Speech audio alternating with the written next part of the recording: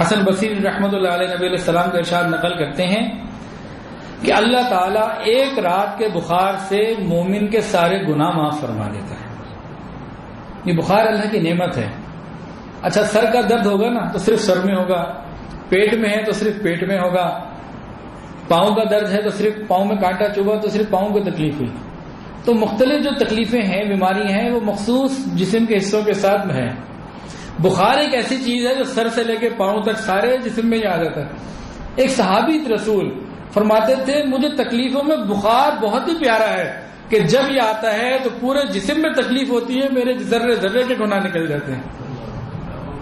اب یہ نظر ہے دیکھنے والوں کی، وہ بہت محبت کرتے تھے بخار سے. بخار مانگنا نہیں ہے، یہ بات نہیں کہ مانگتے تھے، بخار سے محبت کرتے تھے کہ باقی تکلیفیں مخصوص حصوں کے لیے ہیں، لیکن بخار سر سے پیر تک آتا ہے، سر سے پیر تک میرے گناہ معاف ہو جاتے ہیں. عبداللہ بن عمر رضی اللہ عنہ سے روایت ہے، نبی علیہ السلام نے ارشاد فرمایا اللہ تعالیٰ کے راستے میں جس شخص کے سر میں درد ہو اور وہ اس پر ثواب کی نیت رکھے، اللہ پچھلے سارے گناہوں کو معاف فرما دیتے ہیں. اللہ تعالیٰ نے ارشاد فرمایا جب میں اپنے مومن بندے کو کسی مرض میں مبتلا کرتا ہوں اور پھر وہ میری تعریف کرتا ہے اور اس تکلیف کے اوپر صبر کرتا ہے، وہ اپنے بستر سے گناہوں سے یوں پاک ہو کر اٹھتا ہے جس طرح وہ اپنی پیدائش کے دن تھا. اللہ تعالیٰ کرامن کاتبین سے ارشاد فرماتے ہیں میں نے اپنے اس بندے کو بیماری میں مقید کر دیا اور آزمائش میں اس کو مبتلا کر دیا، لہذا جو اجر و ثواب ایام صحت کے دوران لکھا کرتے تھے اس کو لکھتے رہو.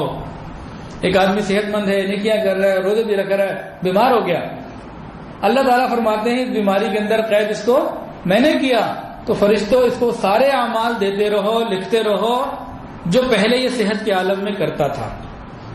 کم و بیش یہی معاملہ ان لوگوں کے ساتھ ہے جو نوجوانی میں نیکی کرتے رہے، بڑھاپے کی وجہ سے نہ کر سکے، اللہ تعالیٰ بڑھاپے میں بھی ان عمل کو جاری فرما دیتے ہیں. ہم کیوں انتظار کرتے ہیں بوڑھے ہوں گے تو نیکی کریں گے، جوانی کو ہم ٹال رہے ہوتے ہیں، بڑھاپے میں تو سجدہ کرنے کی قوت بھی ختم ہو جاتی، کرسی میں بیٹھ کے نماز پڑھتے ہیں. ایسا نہ ہو کہ وہ وقت آ جائے کہ ہم سجدے سے محروم ہو جائیں. ہم اپنی صحت اور جوانی کے عالم میں اللہ کی عبادت کریں. اور غور کیجئے جب بندہ بیمار پڑ جاتا ہے تو اللہ پاک اس کے پاس دو فرشتوں کو یہ کہہ کر بھیجتا ہے کہ ذرا اس کو دیکھو اور اپنی عیادت کو آنے والوں سے یہ کیا کہتا ہے. بندہ بیمار ہے، بستر پہ پڑا ہے، اللہ دو فرشتوں کو بھیجتے ہیں ذرا جاؤ دیکھو تو صحیح اپنے جو اس سے ملنے آئیں گے، عیادت کرنے، مزاج کرسی کرنے، کیا کہتا ہے یہ.